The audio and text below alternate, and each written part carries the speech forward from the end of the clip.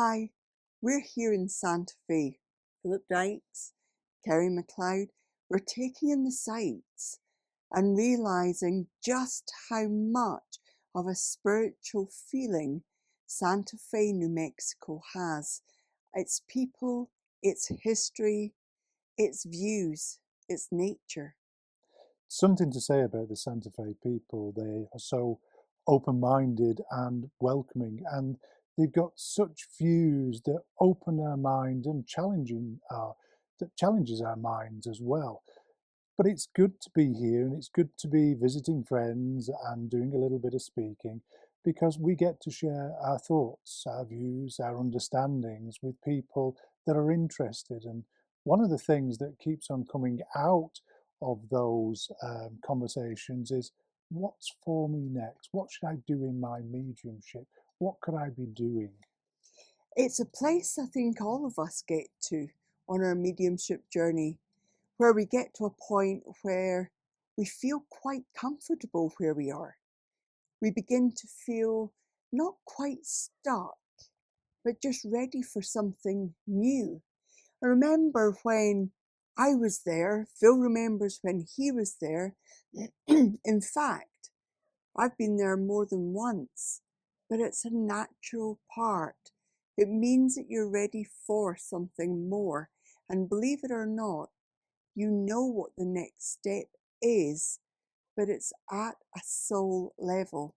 So if the soul is connected to the spirit and your spirit is part of a team, then maybe the key is about spending time with that team in the spirit world, allowing them to guide you where you need to go.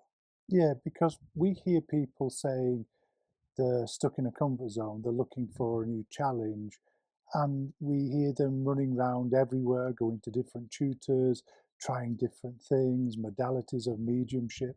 But actually, all the answers you need are to go within inside, sit within that power, sit within a state of consciousness that we can open our mind to the spirit world to be impressed, because that's who we're working for.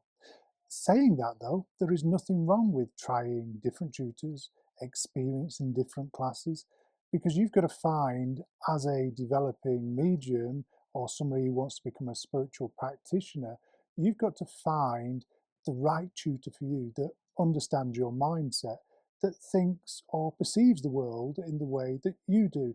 So when you work with them and you have your questions, when you have your challenges, you're able to, or should I say, they're able to meet you in that moment where you're at and that understanding of where you're at.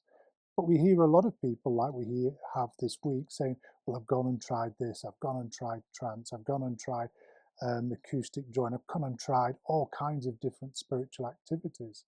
We've got to first ask ourselves what we want, what kind of Mm. person we are, what seems to be showing in our ability working for the spirit world.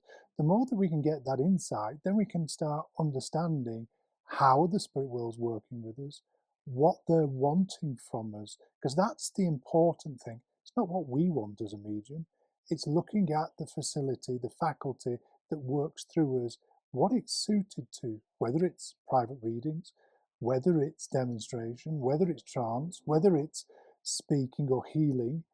We need to look at what suits ourselves, what we're built to do. Once we've got that, we can start coming out of that comfort zone, because that comfort zone's where mediums go to die, really, and not progress. Sorry for being so blunt, but it is that place. We need not to. Anything that takes you out of your comfort zone will be a challenge and will help you find those answers and find that modality where you fit with your mediumship. And we often get asked, should I do trance? As Phil has spoken about there, every form of mediumship complements the other in some shape or form. Mental mediumship will complement somebody's spirit art. Healing will complement the mediumship, the mental mediumship. The altered states in trance will definitely assist the mental mediumship. So they're all interlinked.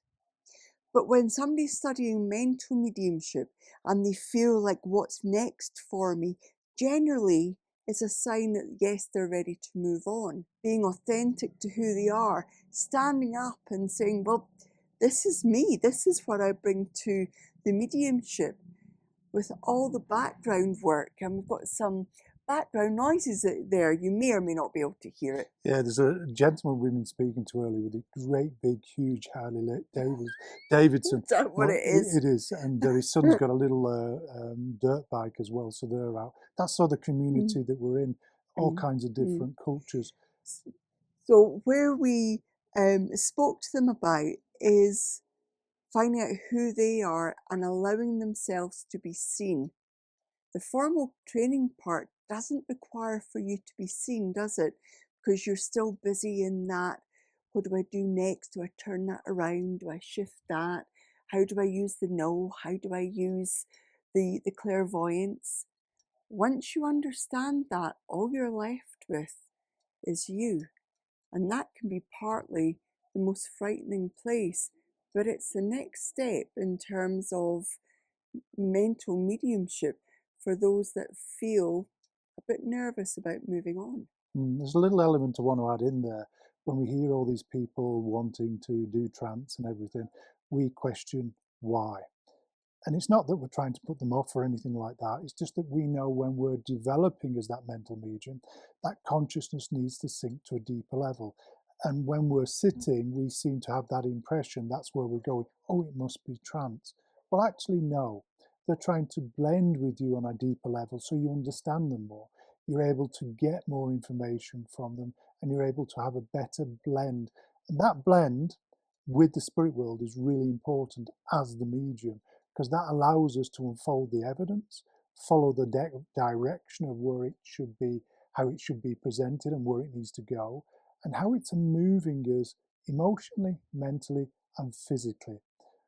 If we start to realize that and start to take our time and be less impatient, then we can listen at a deeper level to where the spirit world might want to take us, what they've got in store for us. Because we ask the question, what is it you want from me? What do you want to do? And a lot of people say, well, I'm not sure. Could be this, could be that. Well, could be anything. But let's look at self. Let's look at our understanding. Let's look at what the spirit world's doing. And let's take our time to work that blend to have a better communication with the spirit world. There's no ifs and buts. There's no going forward and going backwards if we take our time to really understand how we're developing. And don't forget, your mediumship won't develop unless you develop yourself. You gain a spiritual insight, you gain the understanding of life. We can all have a bad day and things can go catawampus and everything else, but we've got to look at how it's affecting. We've got to master self before we can even start contemplating helping other people. When, for instance, we're in the private reading and we're face to face with somebody, whether it be on Zoom, whether it be in person, we don't just put on the spiritual cloak and walk into the private reading. We take all of us as if we're walking into a conversation with two people in the room. You can't present as something that you're not, because at some point in that conversation, the true you is going to show up. Either you're going to find something funny and blurt out a laugh, or you're going to say something and figuratively put your foot in your mouth. You are going to show the real you, but in a way, that's what mediumship needs you to be. It needs you to be wholly authentic.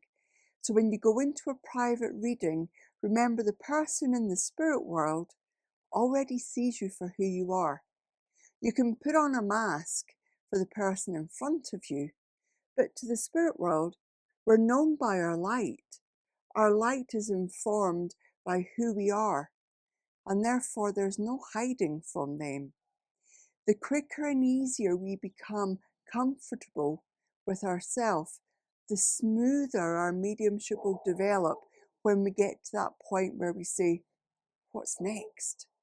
Because when we get to that point, what's next is learning to accept myself, having confidence in myself, trusting what I'm getting, trusting it's not my mind, trusting that I won't freeze up in the private reading, trusting that I'm good enough, trusting that I'll not freeze up in front of an audience.